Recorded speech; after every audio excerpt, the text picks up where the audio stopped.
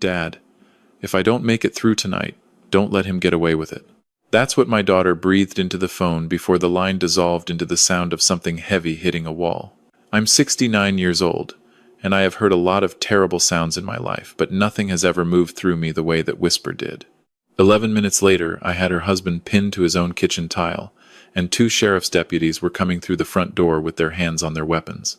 He was screaming that I'd attacked him. But the deputies weren't looking at him. They were looking at me, and I knew exactly why. I want to be honest with you before I go any further. I almost didn't tell this story to anyone, because for most of my life I believed the kindest thing a man like me could do was stay quiet. I'm not sure that was wisdom. I think now it might have been hiding. So let me start from the part nobody in my family saw coming, least of all the man on that floor. His name was Brandon Keller. He was 38, tall, with a jaw he was proud of, and a haircut that cost more than my monthly fuel bill. He sold high-end boats down on the marina in town, and walked through every door like the room had been waiting all day just for him to arrive. When he married my daughter, I tried to like him. I need you to understand that I really tried. Because after I lost my wife Helen to a stroke 6 winters ago, my daughter Megan was the only family I had left in the world. So when she came home glowing, laughing the way she used to laugh as a girl, I swallowed 100 small things that bothered me. The bragging, the third drink, the way he talked over her like her sentences were speed bumps. I told myself every young marriage has rough water. Maybe that was my first mistake. It would not be my last. My name is Walter Brandt.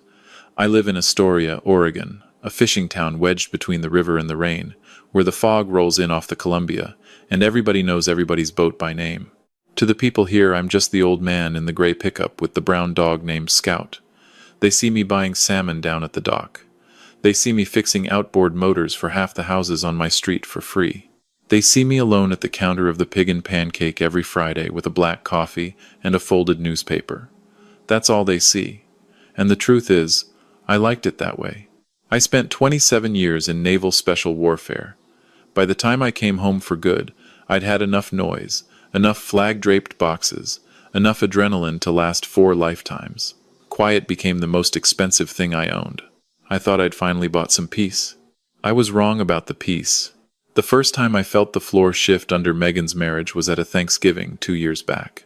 My daughter learned to cook standing on a stool beside her mother, and she'd kept every one of Helen's recipes in a little tin box. That year she let the bird go a few minutes long. Nothing tragic. A little dry at the edges, that's all. Brandon cut 1 slice, set down the knife, and announced to the whole table, "Well, sweetheart, good thing you've got the looks, because the kitchen sure isn't your battlefield." Everybody laughed. Megan laughed too, but I watched her shoulders climb up toward her ears before the joke even finished landing the way a body braces when it has braced before. You spend enough years reading micro-expressions on people who want to kill you, and you never stop reading the small ones. The small ones never lie. I started watching after that. At Christmas he mocked the sweater she'd picked out. At a barbecue he snapped at her for forgetting the limes. At every dinner he corrected her stories. "That's not how it happened. You always exaggerate. Megan's hopeless with details. Tiny cuts. 1,000 tiny cuts." And every single time she smiled through it. That smile scared me more than a raised fist ever could. If you've ever watched someone you love slowly apologize for taking up space in their own life, if you've watched them get smaller at a dinner table while everyone pretends not to notice, then you already know the pleasant, particular kind of helplessness I'm describing. You don't have proof. You just have a feeling in your gut that something is dying right in front of you, and nobody wants to be the one who says it out loud. One evening late that summer, I had them over for supper. Just burgers and corn and a tub of store potato salad. A couple neighbors drifted by too. Brandon had been drinking before he arrived. I could smell the bourbon hiding under his cologne. He leaned against my fence watching me work the grill and said, loud enough for the yard, "You know, Walt, you're the quietest old man I've ever met." I smiled. That meant to be an insult? Nah, just saying. Most ex-military guys won't shut up about it. You act like it never happened. What'd you even do stamp paperwork? The neighbors laughed, a little uncomfortable. I flipped a burger. Something like that. He pointed his beer at me. See, Megan acts like you're some kind of secret legend. Personally, I think most of those war stories are about 90% exaggeration. The yard went quiet. I just flipped another burger. No anger. Nothing at all. And that the nothing drove him crazy. Men like Brandon eat reactions. Starve one, and he feels like a ghost. A few minutes later, Megan came inside to help me carry plates. The second we were alone, she said very softly, "I'm sorry." And I saw it. A bruise on her wrist, half buried under makeup. My stomach turned to stone. What happened there?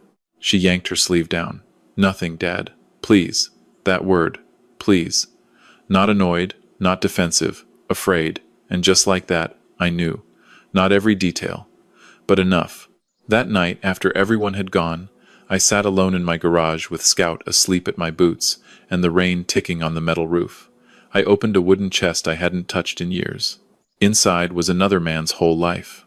Photographs of people who never came home.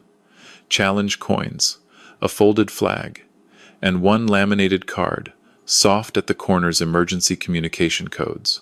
When Megan was 15, I taught her a few simple safety signals. Nothing dramatic, just precautions. The way other fathers teach you to check your mirrors. If she ever felt unsafe and couldn't speak freely, she could send certain plain phrases that meant something else. We treated it half like a joke back then. But I made her memorize one rule, and I made her say it back to me. If you ever send the real distress code, I come, immediately. No questions, no matter what. I can still see her rolling her eyes. Dad, you watch way too many movies. Maybe I did. Or maybe fathers just know the shape of the world a little better than their daughters wish they did. Around midnight, my phone lit up on the workbench. A text from Megan. "Hey Dad, can you send me Mom's clam chowder recipe?" And under it, 3 digits, 407. My blood turned to ice water. 407 meant one thing only. The thing we'd practiced. Danger now, call the police. I looked at that screen for maybe 2 seconds. And then 27 years woke up inside my bones all at once, not loud, not shaking, but cold and clear and terribly calm. I stood up slowly. I walked to the safe and opened it. Not because I wanted to hurt anybody. Because my child was afraid. And there is nothing on this earth more dangerous than an old man whose child is afraid. Here's something I've learned about fear that young people never believe me about. Young men think fear is loud, the pounding heart, the shaking hands. But the real fear, the kind that arrives when someone you love might be dying, doesn't shout. It goes quiet. It goes cold. It gets efficient. That's exactly how I felt driving the dark river road toward their house, wipers shoving sheets of rain off the glass, my old truck rattling over every pothole while I barely felt the road. I had dispatch on the speaker. The young woman's voice was tight. "Sir, can you describe the situation?" "Possible domestic assault in progress," I said. "Adult female inside the home. Adult male, intoxicated. Are weapons involved?" "Unknown."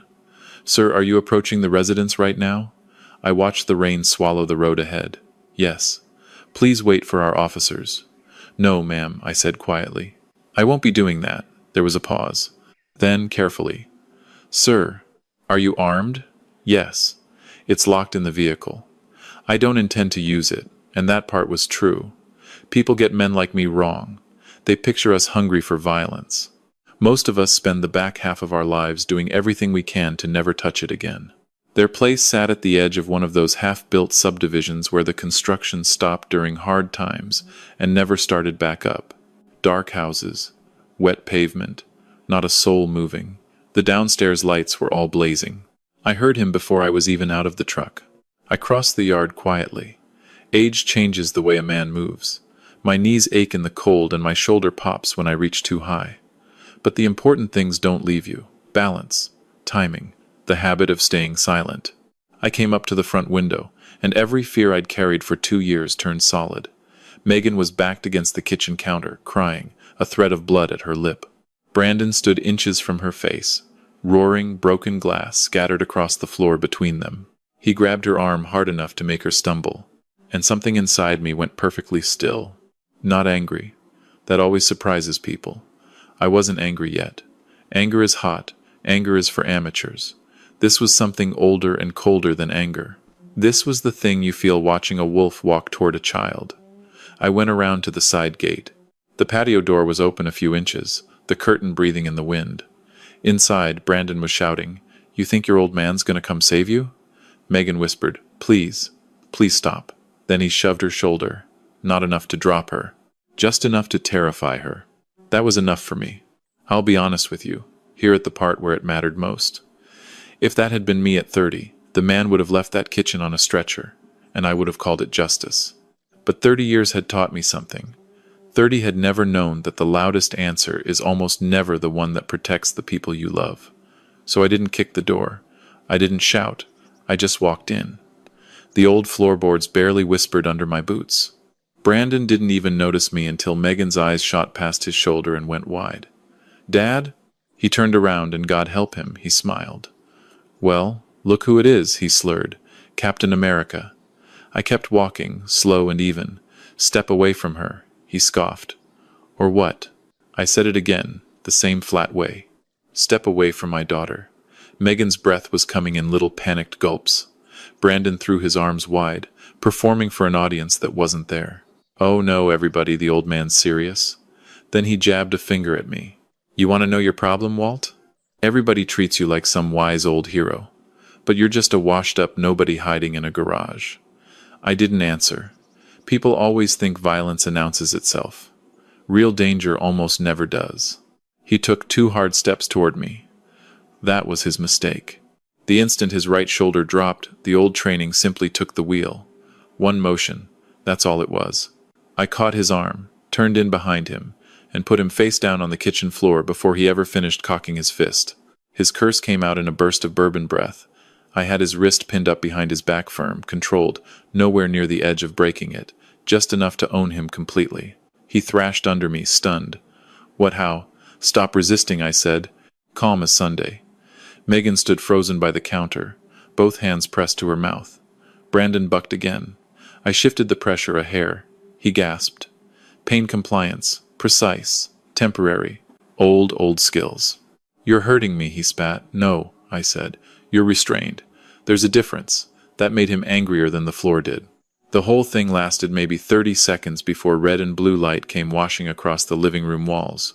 2 deputies came through the door fast, weapons up. "Sheriff's office." I let go of one of his hands and raised mine slowly. "Victims secure. Suspects restrained." And here's the moment I'll never forget. Both deputies froze for half a heartbeat.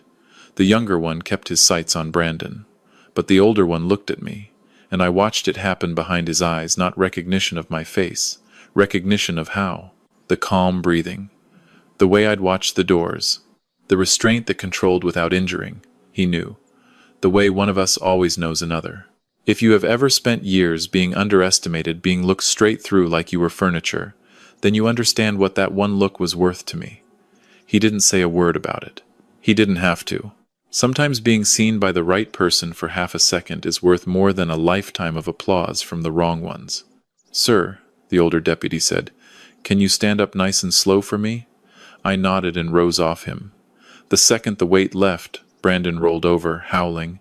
"This psycho attacked me." The deputy didn't even glance at him. He looked at my daughter. "Ma'am, are you hurt?" Megan's lip trembled. "Yes." That single word turned the whole room.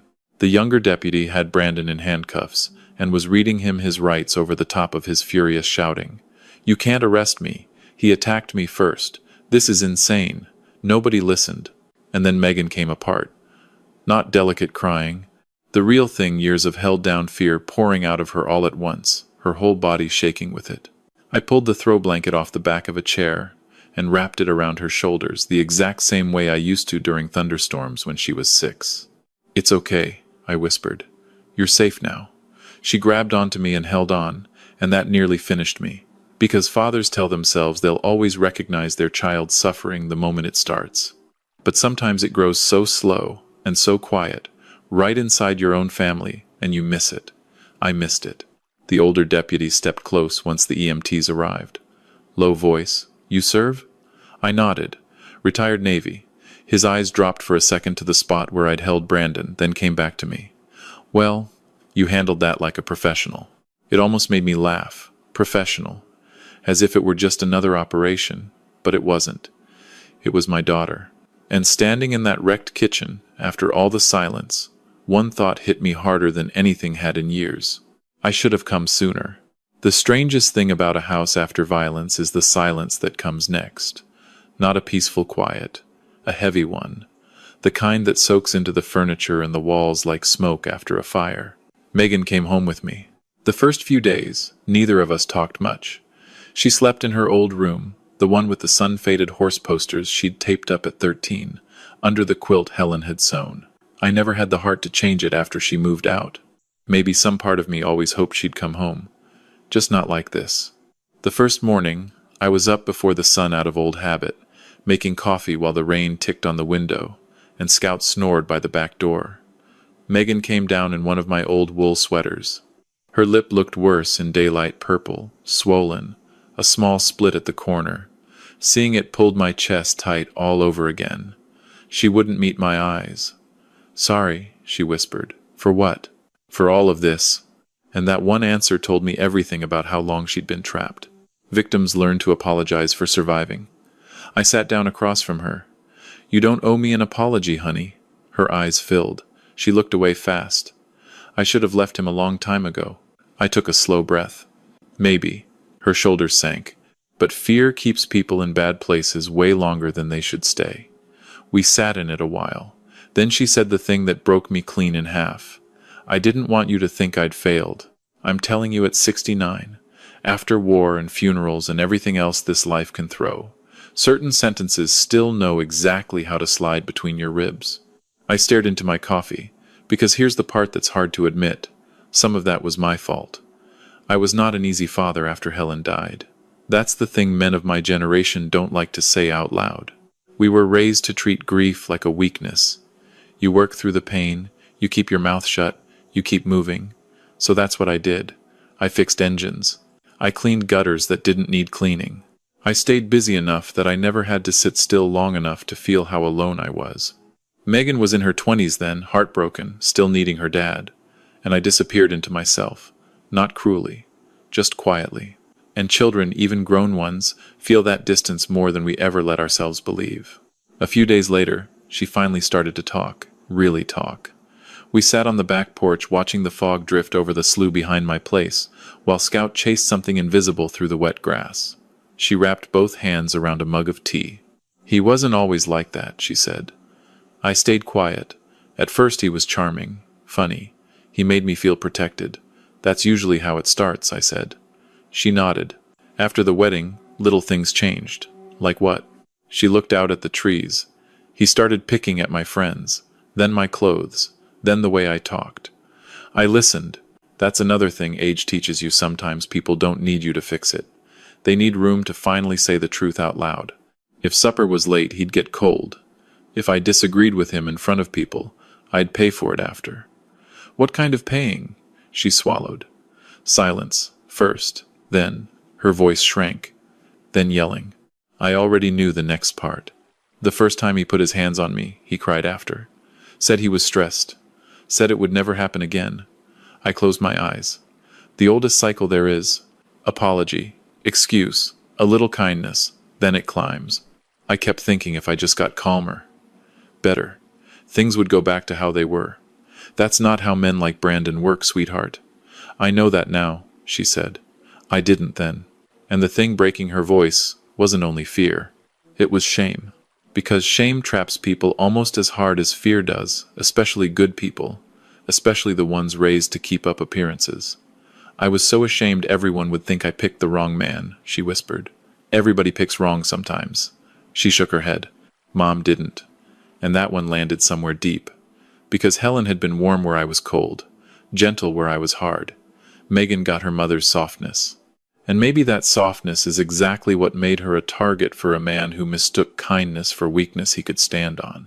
A few days after that, a detective came by Detective Ramos, mid-40s, no nonsense, kind in a no-time-to-waste sort of way. She sat at my kitchen table going through paperwork while Megan twisted a tissue to shreds in her lap. "We went through his phone and his laptop," Ramos said. "There's a pattern here that supports ongoing abuse." Megan looked down. Then, very quietly, "There's more." Ramos raised an eyebrow. Megan reached into her bag and set a small flash drive on the table. I started recording the arguments. Months ago, the room went still. Ramos plugged it in. The first clip was 40 seconds long. 40 seconds was plenty. Brandon screaming, glass breaking, Megan crying, and then one sentence from him turned my blood to frost. "If your father ever sticks his nose in, I'll make sure he regrets it." Ramos slid the headphones off slow. "Well," she said, "that's going to help your case quite a bit." Megan flinched. "I know recording him was wrong." Ramos shook her head right away. "No, honey, surviving isn't wrong." And I watched that sentence do something to my daughter that no lawyer's argument could. Sometimes people just need permission to stop blaming themselves. That night, I sat alone in the garage, in the dark, a long while. The combat memories had been coming back harder since the arrest. That's how it works. You spend decades bolting doors shut inside your head, and then one emotional shock throws every one of them open at once. I remembered young men bleeding on the far side of the world. I remembered standing on porches telling mothers their sons weren't coming home. I remembered staying detached on purpose, because staying detached is how you survive. And I wondered, sitting there, if I'd done the very same thing as a father, compartmentalized my own daughter. Locked her behind a door so I wouldn't have to feel. Megan found me there.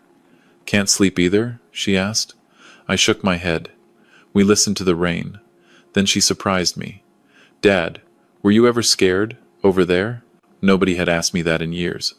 I gave a tired smile. All the time. Her eyes went wide. "But your fear doesn't go away because you're trained," I said. "It just stops getting a vote.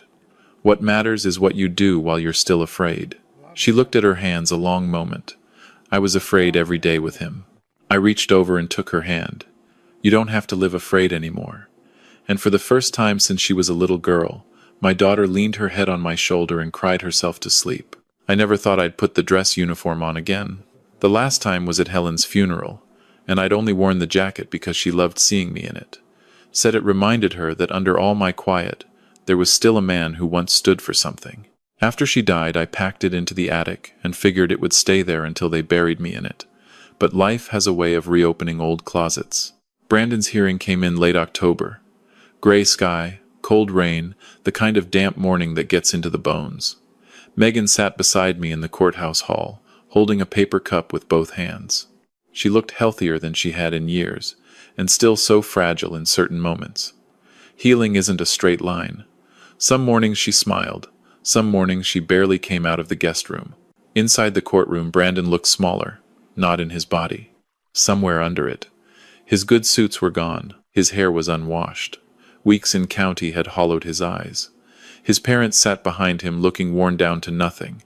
And I'll be honest, I felt for them. No parent raises a boy hoping he'll grow into this. His lawyer stood up and immediately started painting Brandon as the real victim. A stressed husband, a hard-working provider, a man going through a rough patch. Then he turned toward me and called me a dangerous old man who'd used excessive force outside the law. I sat perfectly still. The prosecutor already looked bored, because evidence doesn't care about a good performance. They put it all up: Megan's injuries, the photos, the recordings, the medical reports, the neighbors' statements. Then came the body cam footage. The whole room watched the deputies come into that kitchen. There I was on the screen, calm, controlled, holding Brandon down without ever throwing a punch, while he screamed drunken threats, and my daughter cried against the counter with blood on her lip. The defense's whole argument died right there on the monitor. But Brandon wasn't done humiliating himself. On the stand, he blamed every single thing but himself: the drinking, the stress, Megan being too emotional. Then he looked dead at me and sneered. He brainwashed her against me. And something in my daughter finally hardened.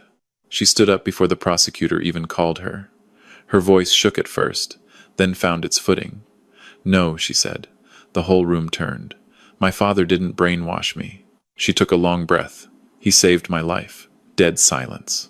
Then she described it, all the years of it. The insults, the isolation, the eggshells under her feet every single day. A juror in the back, an older woman, wiped her eyes. And then Megan said the thing that nearly took my knees out from under me. I stopped recognizing myself in that marriage. Because war wounds a soldier, but you can still see the soldier. Abuse erases a person while they're still standing in front of you. During the recess, the prosecutor found me by the vending machines. "Special operations, weren't you?"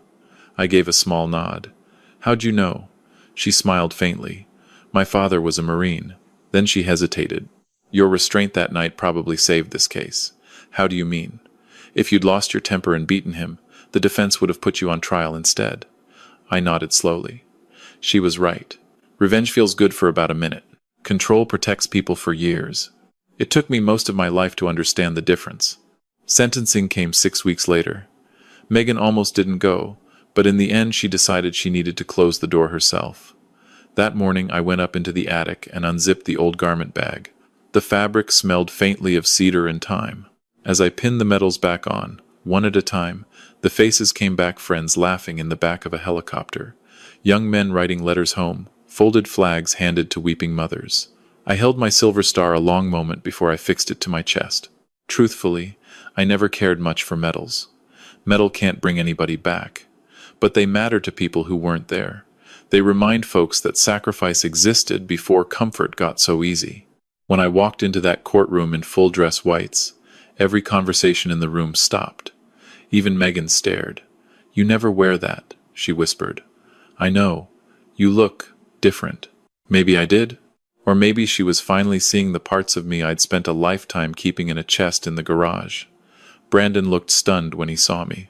And for the first time since I'd known him, real fear crossed his face. Not fear of getting hurt, but the slow, sick understanding that the quiet old man he'd mocked at a barbecue had been carrying weights he couldn't have held for a single week. The judge asked if I wanted to make a statement. I stood up slow, every joint reminding me of my age, and my voice came out steady. "I spent most of my life around violence," I said. "War, death, fear, loss." The room was silent, and the one thing all of it taught me is this. I looked over at Brandon. Strength has nothing to do with making people afraid of you. A few people lowered their eyes. Real strength is protecting the people who can't protect themselves. I paused. Especially your own family. Brandon was staring at the floor now, no arrogance left in him. And then I said something even I hadn't planned.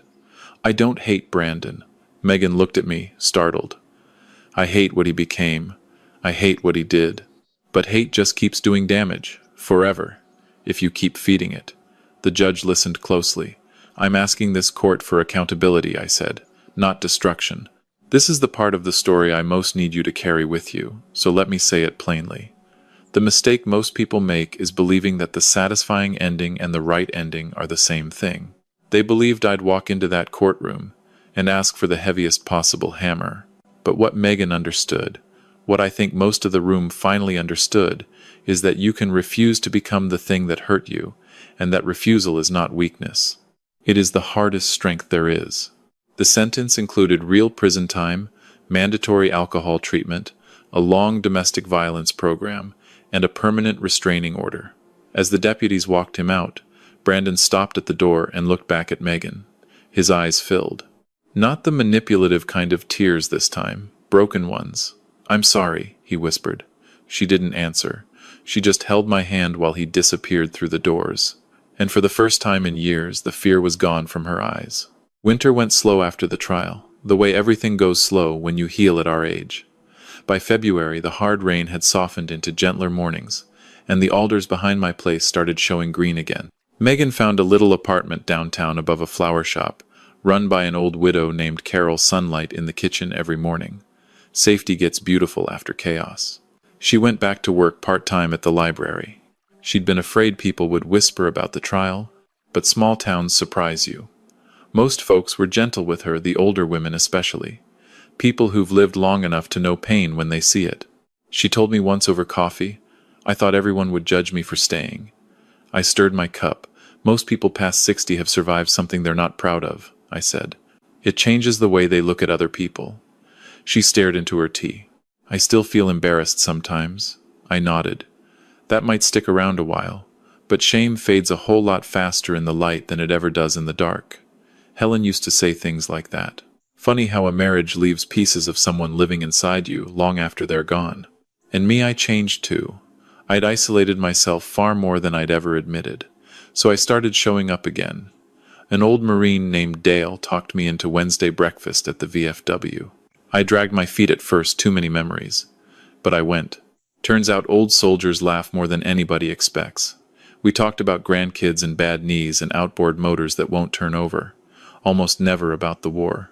Because the truth is, men like us Don't spend our last years reliving the worst days of our lives. Mostly, we spend them learning, finally, to love an ordinary, quiet morning. In the spring, Megan brought my grandson Eli over for Sunday supper. He's 10, skinny, curious, missing a front tooth. Brandon had barely let him visit me alone before all this. Said I was too old-fashioned. Now Eli tore through my backyard like he owned it. Children come back from tension faster than grown-ups, if you give them safety soon enough. We sat by the slough catching perch while the dragonflies skated over the water, and after a while he studied me and said, "Mom says you tackled Dad like a superhero." I almost choked. Your mother exaggerates. No, she doesn't. Then he went quiet, and finally, softly, he asked the question every child eventually asks. Why was Dad so mean? I looked out over the water a long moment. Sometimes people carry anger they never learned how to put down. Did he hate Mom? No, I said honestly. That's the saddest part. Eli frowned. Then why'd he hurt her? And I gave him the truest answer I had. Because some people confuse loving somebody with owning them. He thought about that, serious as a judge, and then he nodded the way kids do when they understand more than we expect. I handed him the rod. You want to know what real strength is? What? Making people feel safe when they're around you. He caught a perch the size of my hand 15 minutes later and grinned like he'd landed a whale. Early that summer, Megan came by with an envelope. No return address, but I knew the prison stamp. Brandon. She sat beside me while I opened it. The letter was handwritten and messy, and it surprised me. No excuses, no self-pity. Just honesty about his drinking, his insecurity, his need to control, his shame. One line stayed with me. I spent years trying to feel powerful by making other people smaller, and that told me the rehabilitation might actually be doing something. Because that's the whole engine of it. Isn't it a man so hollow inside that the only way he could feel tall was to stand on someone gentler than himself? It doesn't excuse a thing he did. But understanding the machine is how you make sure you never build one. What do you think? Megan asked. I folded the letter. I think real remorse hurts. That's how you know it's real. Do you forgive him? That question sat heavy between us. At my age, I've learned forgiveness isn't a switch you flip. It's a decision you make over and over, some days more than once. I don't know yet, I admitted. She nodded. That's fair. Then, after a long quiet, she said the thing that nearly brought the tears up. But thank you for saving me. And I looked at my daughter, healthier, stronger, still healing, and I realized I hadn't saved her alone. She saved herself the moment she found the courage to send that text. Plenty of people never do. A few Sundays after that, the whole family gathered at my place. Fried chicken, mashed potatoes, cornbread, the kind of meal Helen used to make when the money was thin but the love wasn't. Sun poured through the kitchen. Eli laughed at something on the television. Megan looked for the first time in years genuinely at peace. Not the brave-faced kind, the real kind. And sitting at that old table with the dishes clattering and my family's voices filling the house again, I finally understood something it took me nearly 70 years to learn. When I was young, I thought strength meant winning the fight. Then war taught me strength meant surviving the pain. But growing old taught me the real one strength is answering the phone when someone is afraid. It's staying calm when rage would be so much easier.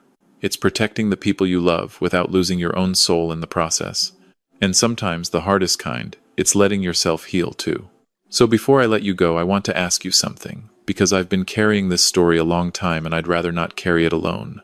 If you think I did the right thing walking into that kitchen the way I did, comment a 1. If you think I should have waited outside for the deputies like Dispatch told me, comment a 2. And if you're somewhere in between, if you understand it but you're not sure you could have done it, comment a 3. There's no wrong answer. I just want to know how you see it.